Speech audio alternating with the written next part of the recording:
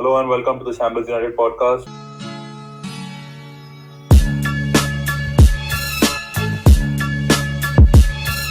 This is the third episode, and this is your host Pranav Shahaney. Today I'm joined by Karan Advani, Krishna, Chaitanya, and Kaivalya Divekar, who's appearing on the podcast for the first time. And today we have a very special topic to discuss.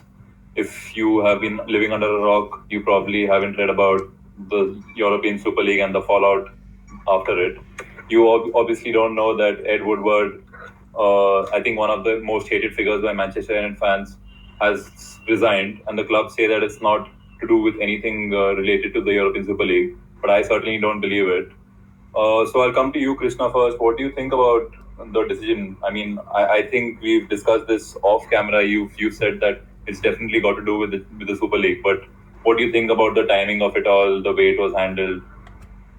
So honestly speaking, I think I've always advocated that Ed has been a primary figure in the whole Glazer overtaking of Manchester United. He was the mastermind behind the deal that the club, the Glazers got in buying the club. He's the reason we're in so much debt, and he's the reason that the Glazers take out a fat paycheck every bloody year as their director's fee. But that being said, he is a footballing he's a business genius. He is a footballing numbnut.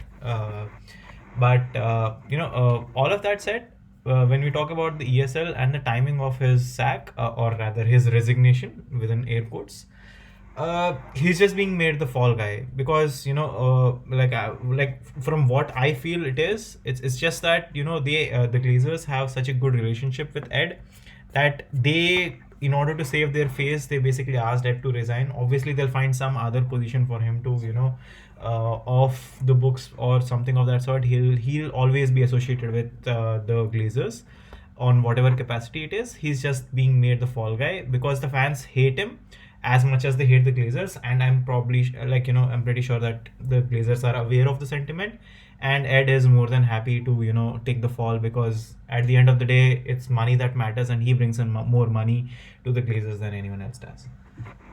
And I also think that, when we speak about Woodward, it's important to distinguish between Ed, the financial guy, and Ed, the football guy. I think, like you said, that in terms of the finances, he's been a really success for the club. But in terms of the footballing, he's been a total failure. So I'm coming to you now, Kaivalya. What do you think about the financial side of things? He was the one who obviously brokered the Glazer takeover. So how do you think United have been since he was appointed the CEO and then the vice chairman after that in 2013? Like before that, he was just on the sidelines. But after Sir Alex left and after David Gill left, suddenly he was at the forefront of things. So what do you think about his time in office since then? You can't really ignore what he did before 2013 either. If you go back to 2005, this guy was the person who brought them to the club. Mm-hmm. This guy was the one who put this club in debt for the first time since 1931. This club was debt-free for almost 80 years. This guy comes in, puts a highly leveraged deal through.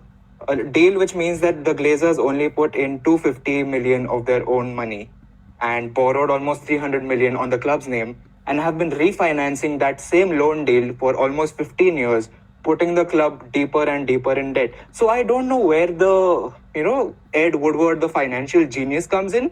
Sure, he's made them a lot of money, but the club has sunk deeper and deeper in debt every year. And as far as in any other performance metric other than pure marketing and social media hits, the club has been an utter failure. So I don't know where the marketing genius comes from. I mean, I don't know where anything comes from with regards to this guy, because the only reason he's still in this job or was in this job was because he got the Glazers this club. So I don't know where the genius part comes from. I don't think his footballing failures need to be discussed at all. But and I don't think he's being made the fall guy either, because if you go back and look, they were actually planning to announce his departure 15 days ago. He sold his house in Manchester a month back. So I'm not sure the Glazers are even that self-aware that the fans need a fall guy. So I'm not sure about anything right now. 1 minute I think this guy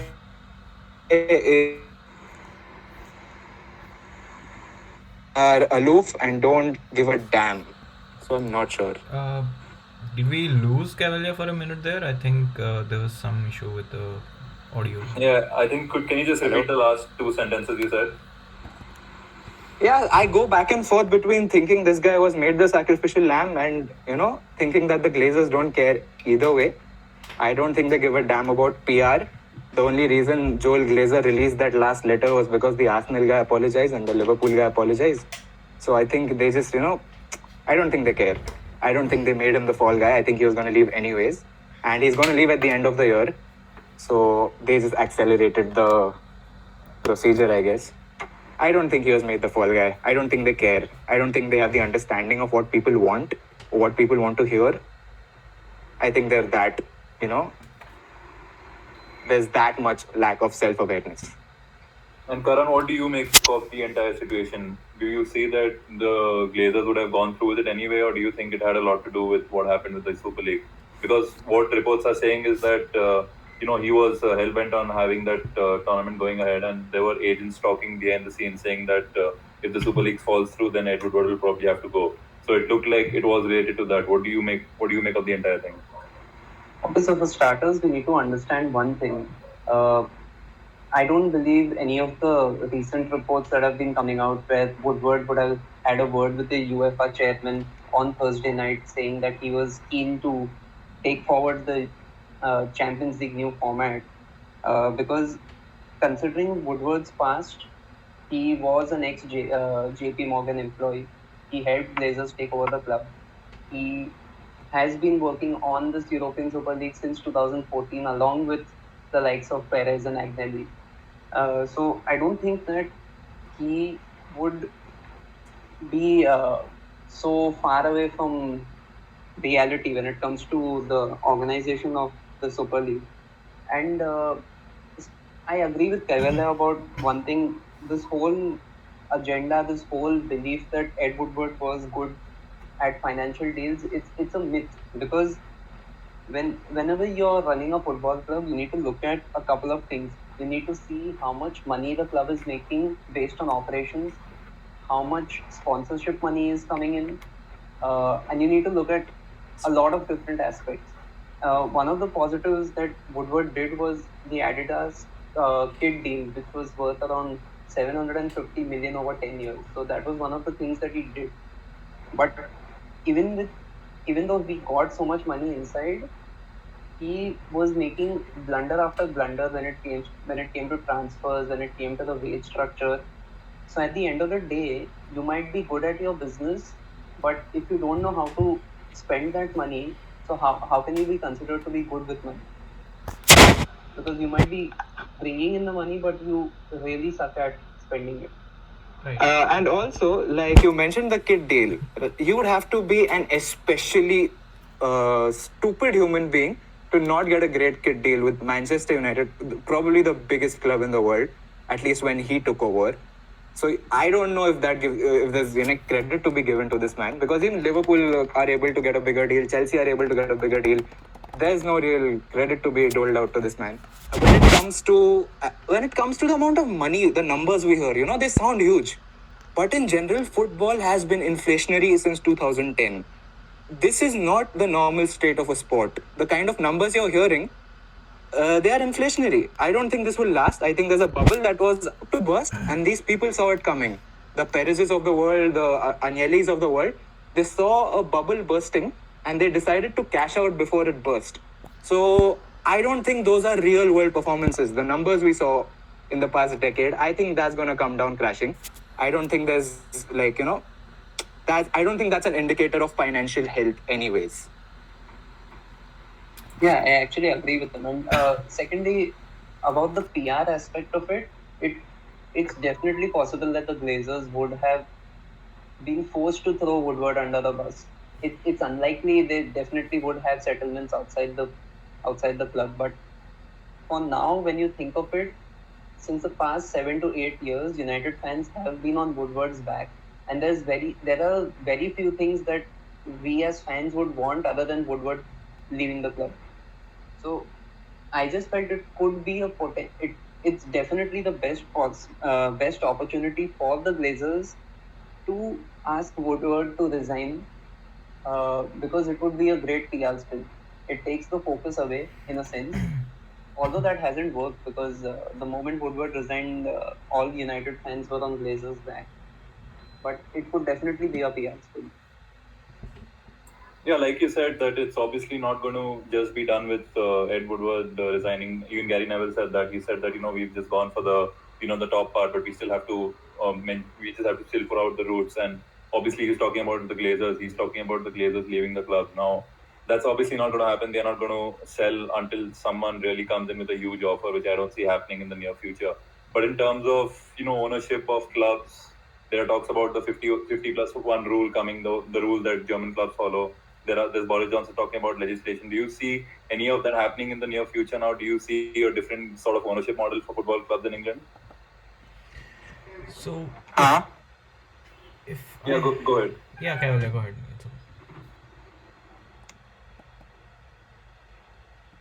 Hello? Yeah, go ahead. It's possible, but I don't think it will happen because the politicians will, especially the government currently in Westminster, I don't think they are particularly interested in the transfer of power away from the corporations to the people. I think this is just media talk while the people are raging. So I don't think any of this is being said in good faith. You mentioned PR, and the only reason Joel Glazer and Stan Kroenke and all these people would ever come out and try to get good PR is to get the government to calm down. Not even in the back of their minds do they even think about the fans.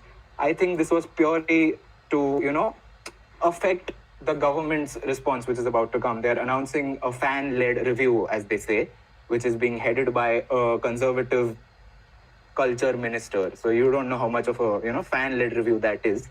But there will be a review, and the responses that you saw from the clubs after they backed down, I think that was meant to influence the review that will come. So I have very little faith that there will be real change automatically from the institutions. But if there is sustained pressure on the owners, if their business model is affected, like we saw, Jordan Henderson called for the Premier League captains to assemble and probably discuss boycotting this league. If something happens on a scale like that, maybe they decide this is not best for business. That's the only way they sell. They won't sell because fans turn against them. The only reason they sell is because it stops being best for business. And as far as the 50+1 rule is concerned, obviously that would be the best possible outcome out of this. I just don't think it'll happen. So, I mean, for the most parts, I think whatever you said is accurate. The one thing that I would want to add here is, with right now, it seems like a very distant, pipe dream. But what could happen once Brexit is fully in effect is the fact that the government has actively taken up a stance in doing this. They have more control over things, and I think they want to regulate this. For some reason, I don't know what exactly it is, but it seems like they've gotten some amount of interest in getting all the money back in England where it belongs, according to them.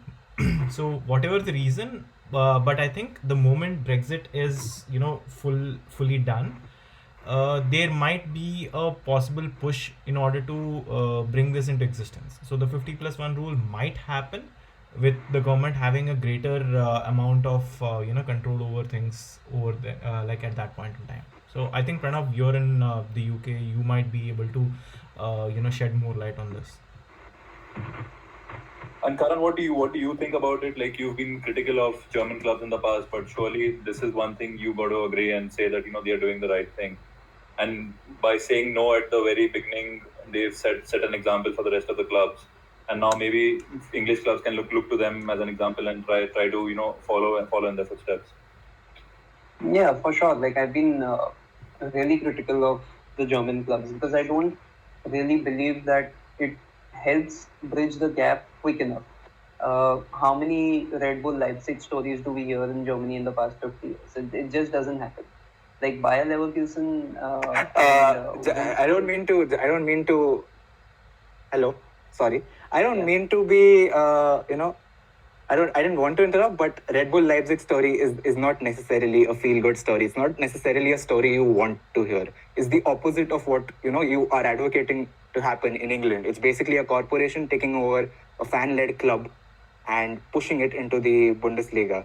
If that happens, in Germany, that the country's football model will basically turn into that which already exists in the Premier League. So Yeah, no No, wonder, not to be pedantic, but all the German fans hate Leipzig. I mean, apart from the Leipzig fans, all of them, they don't have a good reputation in the country. no, what I was trying to say was now it's quite evident that clubs like Bayern and Dortmund have an upper hand on majority of the German clubs in the Bundesliga, and that's been the case for a couple of decades now. So I just question whether it's possible to have the 50+1 rule, have the club owned by fans, make every crucial decision on the basis of fan opinion. But how possible is it for the smaller clubs? Like, for example, we see the Leicester story. Although they were taken over by a Thai billionaire, you can see their rise through good work. But how many of these stories do we see in Germany? Like Bayer Leverkusen have been owned for over 20 years by a bank. Wolfsburg have private owners, but they've never been able to bridge the gap to Bayern Munich. So I question whether it's going to be possible for, let's say, West Ham or Everton or Southampton or Brighton to bridge the gap to the top six. Is it going to be possible with the 50+1?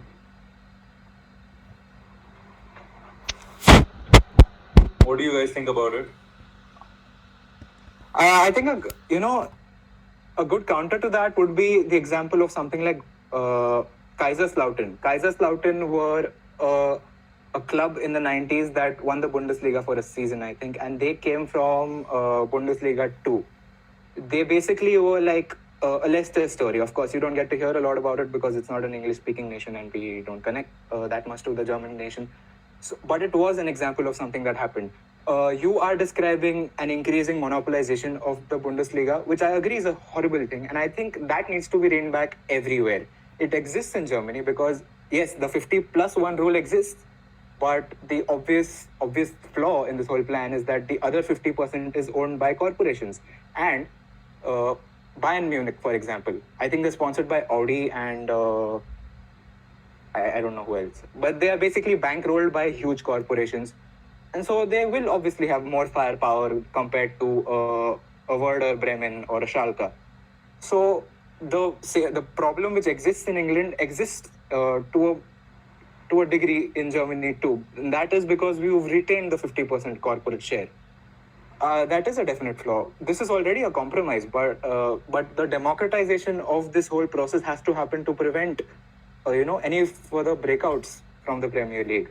That has to be the bare minimum. Of course, there will be problems, but you have to do away with the ridiculous imbalance of power that exists in the Premier League right now. And speaking of these breakaway leagues, I don't think we're going to hear the last of the Super League. I mean, I think for the time being it's gone. They might compromise with some UEFA reforms. But what do you think the club should do? I mean, what sort of punishment should they face? I'm seeing people calling for the owners having to face punishments and not the clubs. But at the end of the day, the owners will just take money out of the clubs and pay for it, whatever the fines are. What do you think should be done to ensure that the owners are the ones that really feel the brunt of it? If you want the owners to be the ones suffering, first of all you have to throw the whole book at them. There is a definite rule that they have broken by even breaching talks of a breakaway league. I think it's Rule 9B or something in the Premier League that they sign with the FA, which means you cannot compete in any tournaments other than the ones that are already prescribed by the FA Cup, the Carabao Cup, the whole deal. Any competitions apart from these, if you agree to compete in them, you've already broken a law. And because everybody now seems to have come around to acknowledge that this is dangerous to the whole English football pyramid and basically to the entire European football spectrum, I think the best solution is to throw the whole book at them, force sales, make them, you have to do it. They've broken a rule. They've taken huge liberties with the clubs. You have to force sales now. You can't do fines. You can't ban them from European competitions. You can't deduct points. They will do this again in the future. I think the current lot have to be forced out, and you have to bring in some democratic process of how these clubs are governed. That's the bare minimum to stop this in the future. No amount of fines, no amount of points deductions, no amount of bans will ever stop this. But They just keep coming back. How do you force them to sell? Like Exactly my point. You take can't them to really court, force take them to someone to court. sell something Let that the they FA really own. the court will talk about buyer. Let the FA take them to court. Let the FA take them to court. These This will are directly affect corporations the that next are TV valued deal they at negotiate. billions. This will. Kaivalya, these are corporations valued at billions. Do you think any court of law can actually force them to sell? Like the So maximum you can do is put a government has to sanction. do it. The Let me government finish. has to pass Let me laws finish. which No, will, Kaivalya, let me finish. which will basically be barriers. Sorry. Yeah, let me just finish my statement first and then you put forward your argument. So what I'm saying is you have a legislation like which is currently not in Yeah, go place, on. so you cannot basically backdate, like create a new legislation and backdate backdate it and basically ask that you've broken a law that we've created 6 months down from your time of committing a fraud or committing a crime. So you have to basically be punished or tried based on the current legislation. First of all, that is one thing. The second thing is, no matter what laws you've broken, you cannot force someone to sell. You can put a fine, you can put sanctions, you can ask them to you can give them a ban, you can do whatever you want, but you can't force anyone to sell something that is legally theirs. That right nobody holds, right? I'm not a legal expert, but this is something that I believe is a bare minimum, right? Like you cannot force anyone out of it. And considering if you think about the Glazers and how they look at Manchester United, it's been a cash cow for them. So what reason or what compulsion would they even have, unless they feel like their own existence is being threatened by the fans and by their presence or their stake in the a football club? There would be no reason for them to even consider selling it. Hello. I think you hit the nail right there. Make their existence seem threatened. You mentioned sanctions, do it. You mentioned taxes, do it. Force them out. You have to force them out. Yes, you can't literally take somebody else's property and sell it, but you can make it unbearable for them to stay anymore. And that's what they have to do. That's what I mean by going all out right now. Otherwise, you will suffer in the future. You cannot literally take somebody else's thing and sell it, but you can make it incredibly hard for them to own it anymore. Yeah, that's what the government would have to end up doing, because one of the things that they have is the right to collect, let's say, taxes or withdraw any subsidies for the clubs, or whether they are furlough schemes, or whether there are a lot of benefits that the government gives these massive corporations. So you can withdraw those. You can make it very difficult for owners to really survive on a financial level, but in terms of selling their property, that's not going to be possible. And even if let's just assume that the court of law ends up forcing owners to sell their property, it's a long shot. Firstly, the odds of that happening are very low, and secondly, you'll have to wait a long time for it. And who knows, if you have to wait a couple of years for it, you have to build reform around it. You never know what these pests, as I would call them, would be thinking of in the next 2 years. It's definitely not going to be easy, but you have to go all out at these people if you want to stand any chance. That's what I feel. Shortcuts will not work. Half measures will not work. That's my whole point. So let's hope that we find a resolution in the coming weeks or the coming months, because I don't think this thing is going to be resolved in the near future. But what do you guys generally think about Ed Woodward's replacement? There are a lot of names being touted. What do you guys think that person should do to ensure that he avoids the mistakes Ed Woodward has done? Because it's obviously not an easy job being the CEO of such a big club. It may seem easy on the outside, but obviously it's a really hard job. So where do you think that initially that person should start and say, okay, this is what Ed did wrong, and this is what I don't have to do? Pranav, I think before even answering the latter part of your question, I think one thing that I should also try to inform everyone is there have been a very high number of reports that are touting that Edwin van der Sar is looking like the most favored person to replace. He's currently, even by the bookies, he's being shown as the favorite to replace Ed. Also, I think the sentiment would also be very, very strong in appointing someone like a Van der Sar there, because he is a fan favorite. He understands the management aspect of football, and he understands football as a sport itself, and he has that relationship with Ole.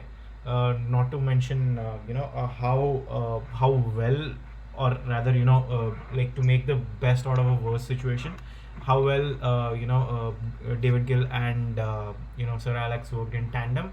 So this would be something of that sort. When you have someone like a Van der Sar working with Ole, along with your newly appointed director of football, we're seeing structural changes that we have been, as fans, we've been asking or begging for the past few years. For the as far as I can remember being a Manchester United fan, I think we've begged for a director of football, and now we finally got it.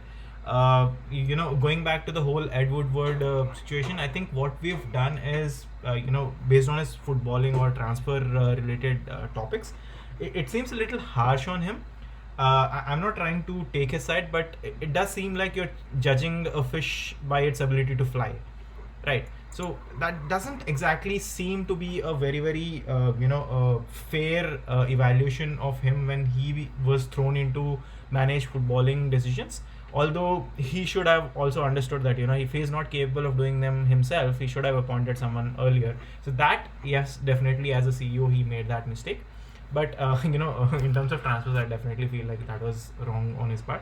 And in terms of what qualities do you have, I think the most important one is the ability to understand not just the business, but also what direction do you want to take as a club. Like, what should be the face, what should be the identity of a club like Manchester United, because you're not talking about small brands, you're not talking about clubs that only have a few million supporters over the world. I think Manchester United fans account for at least a sixth of the population, like at least a billion people out there support Manchester United. That's how huge we are. So there's definitely a big void to fill, whatever role, those are big shoes to fill in. But I think someone like a Van der Sar, who not just understands football, but has also had that level of exposure, having been working at Ajax. Ajax is not by any means a small club, right? So he's got the necessary experience, and maybe even someone like a David Beckham, who has the necessary understanding of footballing, of the footballing world, as well as a great business acumen. Like, we need someone who can balance both sides of the world, like, both sides of the coin. So ideally, it should be someone who can help the club grow, both in terms of footballing as well as the image that we have out there. We need that to be clear, and hopefully someone who will help us get rid of that debt. Before you guys answer, I just wanted to make a point that United, whenever they make these kind of appointments, they usually tend to promote from within. So I think Exactly. if Van der Sar is someone who United see in the long term, I don't think he's immediately going to be getting this job, and I don't think whether he'd be too keen on that unless he's promised that top position. So I think someone like Richard Arnold is a name that's been mentioned. He's already a director at the club. He's been there for a while, and he has a pretty good rapport behind the scenes, because Ed Woodward might have been the favorite of the owners, but in terms of his interaction with the staff, in terms of his interaction with the players and the managers, he wasn't really a popular person. So I think with the club moving the right direction with Ole, bringing about that feel-good feeling, I think it will be important that the club goes for someone from within. I mean, Karan, you were saying the exact same thing. What do you think about doing that, or do you think we should go for someone like Van der Sar? Yeah, so you were right.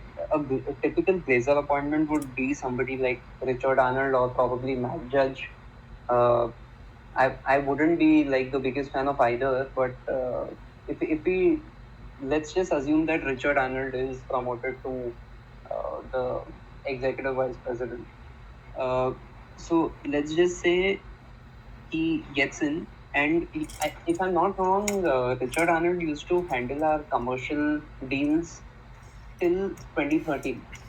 Yeah, he joined in 2007 and he was there until 2013. Yeah, so he used to handle the commercial deals for 5 to 6 years when we were successful. And you could argue that our most successful period on the pitch was while he was working on commercial deals. Yeah. And other than that, I think he's been working on the Manchester United Foundation. He's been working on a lot of aspects. He was working with Nicky Butt, if I'm not wrong, for a while. So I feel he's an inside man who does know how the club functions, how the club is supposed to function, and what sort of deals need to be made. So he's definitely the favorite to take the job. But like if you want to live in like hypothetical situations, what we would like, then it's a no-brainer that we would prefer Van der Sar, because he's a legend of the club. He knows how things work. He's experienced. He's done a good job at Ajax, especially during the 2018 Champions League, if I'm not wrong. So he's built a team. He knows how to work commercially, and he knows the club. So ideally, we would want to see him, even from an emotional standpoint. But it's most likely that somebody like Richard Arnold or Matt Judge takes up the role. What do you think, Kaivalya? I don't know if we are discussing the same job as to what Van der Sar does at Ajax anyways. I think Van der Sar is much more of a director of football at Ajax. No, he has been Ed Woodward promoted has to the resigned. CEO about 5 years ago. He handles the but this also commercial deals. But does he oversee the football development, or does he oversee just the finances as Woodward used to? Because Woodward recently stepped down and appointed a technical director in Darren Fletcher and a director of football in John Murtaugh. So he kind of divested himself from a lot of the responsibilities that he had previously. Edwin van der Sar would probably want to do this, a lot of the duties that a director of a football and a technical director would want to do. So if you are looking for a pure finances person, I don't know if Edwin van der Sar would even want it. And as it is, I don't think the Glazers would want to appoint from outside. I think it'll be more of the same, someone who just carries on with business as usual. So I think Richard Arnold or somebody like that would probably fit the bill.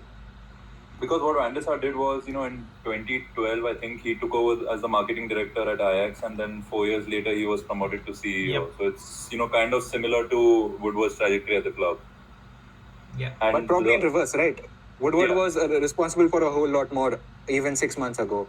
Yeah. Right now he was probably just in charge of the finances. I don't think Van der Sar would want to step down in that responsibilities regard, I guess. Yeah, and then again, you're talking about two clubs that are, completely, of a different level of stature. Being the CEO at Ajax and then, being the CEO with reduced responsibility at Manchester United. Obviously, I think with the love that he has for the club and the, promise that he can impact things at a club that he has given so much to, I think he would want to consider that. But, and, having said that, essentially, yes, you do make a lot of sense when you say that, last 3 appointments for this role have all been, internal promotions. So another name that I think might not be as popular or as well known is Cliff Beattie. He's again, another director, and he's actually worked in a, CXO level at Sportec, if I'm not wrong, and Ladbrokes also, one of the betting websites, if I'm not wrong. So he is a very staunch financial expert. So I'm not sure, so it essentially, I think, boils down to what kind of role do you want the CEO to take up now that you have a director of football and a sporting director. Essentially, I think recalibrating or rather re-establishing what do you want to get out of this particular person would define, what kind of person would be promoted or hired to, fulfill that particular role. So before we move on to speaking about the new Champions League rules, are there any final words you want to say about the director, about the owners, about something that way? Good riddance. Oh yeah, so now coming to the new Champions League format, which seems go ahead.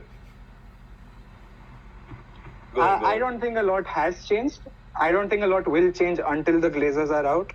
So I'm not particularly happy. If anything, this is just a new phase for them. I don't think anything has changed so far. Ed Woodward is a symbolic departure more than a substantive departure. So yeah, continue. Sorry. Yeah, no problem. So yeah, now coming to the Champions League, the new reforms from 32 teams, they're going to have 36 teams. The group stage is going to be eliminated. We are going to have 10 games in something known as a Swiss model, where you face 10 teams, you don't face all the teams, and then based on the top 8 qualify, and then from 9 to 24 they have playoff games to make up the other 8 teams to qualify for the knockout rounds. So in terms of competitiveness, in terms of games, you'll see a lot more games. You'll see 4 more new teams that will be 4 more teams that will be there in the Champions League. But the way they are going to be is kind of dicey, because you're going to have teams based on the UEFA coefficient. So not necessarily that they might have a good previous season. Like for example, United can finish 6th and still qualify for the Champions League because of the UEFA coefficient. So what do you guys think about these new rules? Because it looks like it's going to be the future. I for one just completely hate them. I like the Champions League the way it is. I might hate the away goals rule, but apart from that, I feel the Champions League is working fine. Obviously, the clubs at the very top of it are not happy with the amount of money they make, but who is? So, what do you guys think? That is this the right move they are making? Are we going to go ahead with it, or is there going to be another compromise at the end? So can I laugh it off first of all? I think what we have basically what we are seeing right now is nothing short of what the ESL tried to do anyway, right? You're basically saying that you've been successful, come here, it doesn't matter where you finish. But then that's only for the remaining 4 places, if I'm not wrong, because for the 32 teams that qualify, it's more or less the same. However, what we've seen in the past few years, is UEFA trying to cater to the demands of people like Perez and Ed, in saying that okay, we're not going to use your domestic league coefficient. We'll just make sure that you get 4 places without having to play a qualifying round, right? So over the years we've seen this change come up. We've seen more permanent seats or more permanent slots being allotted to leagues that have historically been more dominant, right? So it's just nothing but something to appease the or rather, no, I wouldn't say appease. Appease is not the right word, but just to quench the thirst, or rather the anger of all the people involved in all these major competitions. So it's nothing more than a bandage.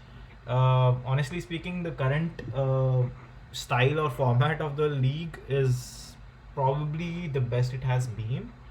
Maybe you could do away with keeping the positions or places permanently fixed, and have more playoffs. Rather than having 4 guaranteed spots for everyone, you just say okay, 3 to 5 from all countries, basically just playoff. It will just make for a more exciting tournament.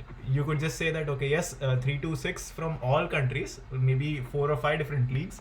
You have 12 teams. Okay, you all play a round robin kind of a league.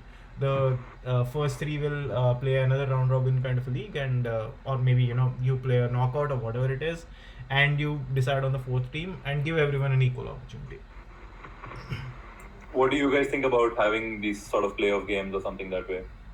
No, I'm not a fan of the playoff system, but the thing is, I'm not overly against the Swiss format as a concept, because I've seen it be really successful in chess. I've seen it be very successful in esports.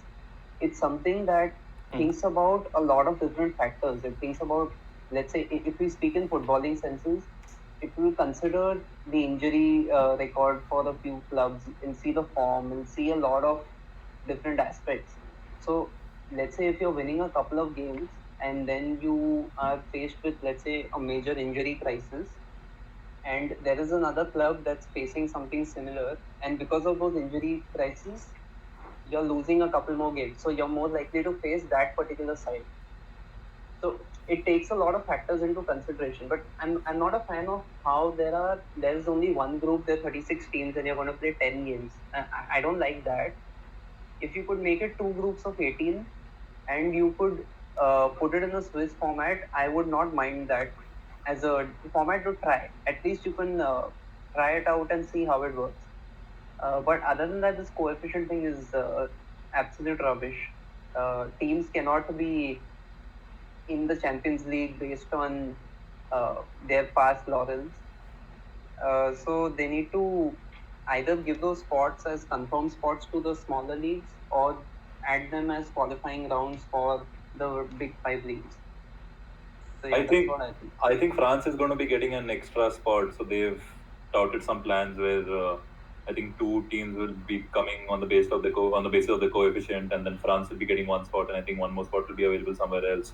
But Kaivalya, what do you think? Are you in favor of increasing the number of teams, or do you think that some of the weaker teams, so to say, that come should have a tougher way to come in because they come in and they are the punching bags. They are losing 6 and 7-0 to these big teams. So do you think that this sort of revolution will help stop that from happening?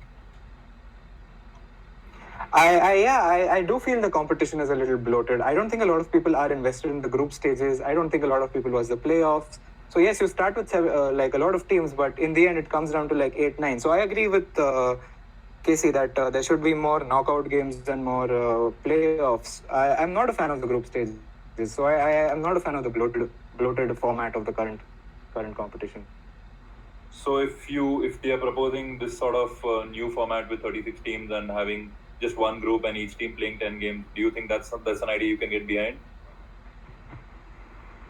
To be honest, I'm open to the idea. I'm not a fan of the current idea the way it is because it gets very it gets predictable after a while, and something new to refresh, shake it up, might be interesting. I'm not sure. Okay. And just now it looks like the top four is back to being relevant for I think couple of days. It wasn't relevant anymore. So United and City have qualified. I mean, United haven't qualified yet, but I think they will be qualifying as second place team. Who do you think are going to be the other two teams from the league? Do you think Leicester and West Ham have a chance, or they're just pretenders, and Liverpool and Chelsea are eventually going to come up?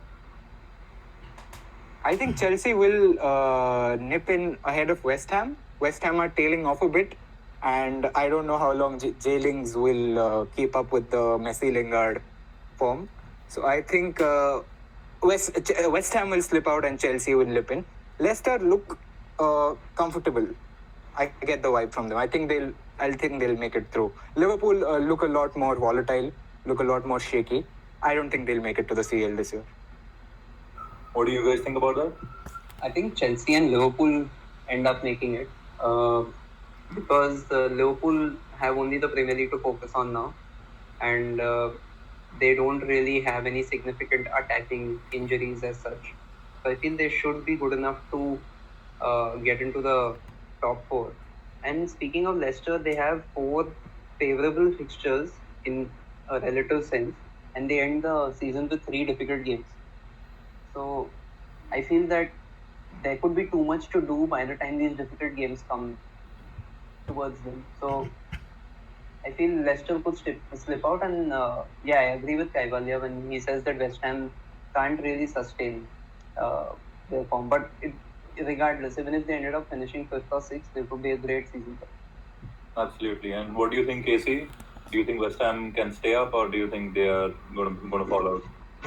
I mean, honestly, it all depends on Messi Lingard. If he is back, which I think he is, he's shaken off his injury. So yeah, I think I'm gonna give Moyes a chance. Like honestly, like I'm still like follow your job is now to stand by your manager. We didn't stand by him obviously back in that time, but I think now is a good time for me to back Jesse Lingard just for the selfish reason that I want him to perform as well as he can and then fetches as much money as he possibly can when we eventually sell him at the end of the summer. And for the other spot, Leicester, not entirely sure, but I think they might slip up. The reason I am not giving as much clout to Chelsea and Liverpool, and honestly feel Spurs might actually nick in ahead of these two teams, is that one, Spurs have lost their manager usually after being sacked and being managerless. Teams end up doing well, and we're seeing right now the live score is that they've scored 2 goals in the space of 3 minutes. So no, one was ruled out. It got ruled out. So on goals ruled out for offside. But the Spurs have been terrible today. They've been terrible today. I mean, Take on. yes. I mean, honestly, Southampton might have had 3 or 4 goals in the first half itself, but it is still a response. So, I mean, my personal opinion, like Liverpool drew the game, Chelsea drew the game. Both were considered to be very, very easy fixtures for both teams. They're supposed to win them very easily, yet they dropped points, and I don't see this trend changing by any means. So, I don't think they have what it takes at this point in time to mount a comeback and try and make it to the top four. So yeah, I'm counting on Leicester, who have a game in hand and are 1 point ahead of Chelsea, who's the closest. Chelsea and West Ham, and West Ham definitely, because they have a very easy run in of fixtures. Leicester, yes, I- but then again it depends on how they perform against their last 3 games. They have very tough I- fixtures. I think the only argument you can make against West Ham is that Antonio has been injured and Declan Rice has been injured, and they didn't sign a striker in January, which I think is probably going to bite them in the ass. They signed the best player in the world, though. Exactly. And if you look at their statistics, Antonio has only scored 7 goals for them. Jesse Lingard is now their top scorer. That's true, but you need to have a striker who can guarantee you goals when team not playing well, because like you saw against Newcastle, they were just completely out of it, and then they had a brief period of 10-15 minutes where they got lucky and they scored 2 goals. They ended up losing the game, but I feel that that's a trend that's going to happen. We're having Jared Bowen playing as striker. See, But that's what Jesse Lingard brings to you. It's all Hail Mary. And your manager is David Moyes, so you don't really count on a lot. But the point is, they also had a very unfortunate red card in that game, so they were playing a man down, and that basically screwed up their defensive formation. So that's there. So they couldn't really go out and attack as much as they would want to. But that being said, I think the rest of the team has chipped in with a good number of goals. Like if you look at their team, I think Jared Bowen has 8 goals now, and Thomas Suchek has 9 goals, level with Jesse Lingard. So I think between the three of them, they do have a goal or two in them. I'm more than willing to basically stake my predictions on the fact that okay, yes, these guys can probably pull them off. And just finally, we have a game this weekend against Leeds United, so it's prediction time. So I'll come to you, Casey, first. How do you think the game is going to go, and give me a scoreline? Right, so I think last time I did predict a 2-1 win, and I said if we are more clinical, we might get 3 or 4. We were. But then this time against Leeds, not entirely sure of what the lineup might be. I think that's one point to consider.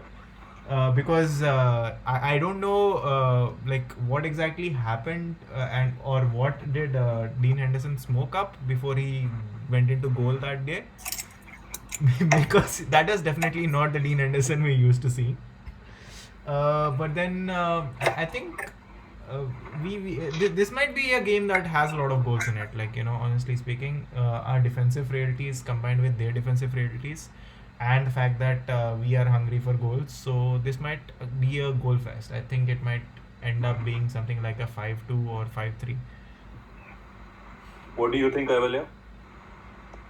I think United have a bad habit of starting really slow. So I think you will see a continuation of that. I predict a first half goal for Leeds and we come back and win 2-1. I don't think it will be as open as the last game because Leeds have been a bit more conservative in the last few games that I saw. Yeah. I predict a 2-1 win for United. Okay. And Karan, what do you think, sir? 7-1 hopefully. No, but on a serious note, yeah, I agree with Kaivalya. We'll concede early. This time I feel we're going to make it a little harder for ourselves. We're going to concede too early. And then nick one before halftime and end up winning 3-2. I think the Europa League semi might play on Ole's mind, and I don't know whether he wants his players to go all out against Leeds. So maybe if someone like Pogba can be rested for that game, I do see that happening. So he might just start with McTominay and Fred in midfield and just leave the best players for Europa. Do you see that happening? Because I feel that he's not going to prioritize this game. I feel it might be like there is no way Bruno sits out. Unfortunately, there's no way Bruno sits out. I know that, yeah. So Bruno, Wan-Bissaka, Maguire anyway are going to start, and I think Rashford also starts. Yeah. I think he might start to the front three of Rashford, Greenwood, and James. And probably Bruno, Fred, McTominay. I think that would be his 12-6. Yeah, I don't think Cavani is going to start. I think he'll probably rest him for the Europa League game, and obviously against Leicester, there's going to be a lot of running around. So rather have someone like James than Greenwood doing that. We are going to need James for sure against Leeds. Absolutely, yeah. James got into a great run of form after scoring in that Leeds game. That's true. So let's hope that we can get this one out of the way, and then focus on a Europa League, because now, not that I really care about the Europa League, but with second spot secured, basically I'll be great that we can win a European trophy, because while otherwise it'll feel empty. Otherwise, Exactly, just yeah. another trophy-less season, it'll feel empty. Because as fans we can see the progress the team is making, but it's nice to always have that first European trophy in the bag, and then maybe we can build on it, and next season probably do better in the Champions League, because this season the Champions League was a really dismal performance. But, After a very bright start, mind you. A bright start, and then we bottled it in the end. That's okay. Darren Bent scored, right, for Istanbul in that game. Who was the player? The Dembaba, sorry. Dembaba, yeah. Yeah. Yeah. Okay. Thanks, guys. It's been a great pleasure having you all, talking about Ed Woodward. Never thought I'd say that, but I'm glad that he's finally out of the club. Any final words about the podcast? Great to be on. Hope to be back in soon. Thanks for joining us. We enjoyed you on your debut. Hope to be back again, this time without Karan. Yeah, it's become a weekly schedule for me now. You need to find more guests, man. You need more friends. Absolutely, man. I think I'm going to stop calling you now. Last time I called you the fan favorite, and people took objection to it. So I don't think you are the fan favorite anymore. All right. Anyway, guys, thanks a lot. It's been a pleasure having you guys on. And Cheers, man. yeah, thank you. Thanks for See you. tuning in. Bye-bye. Bye.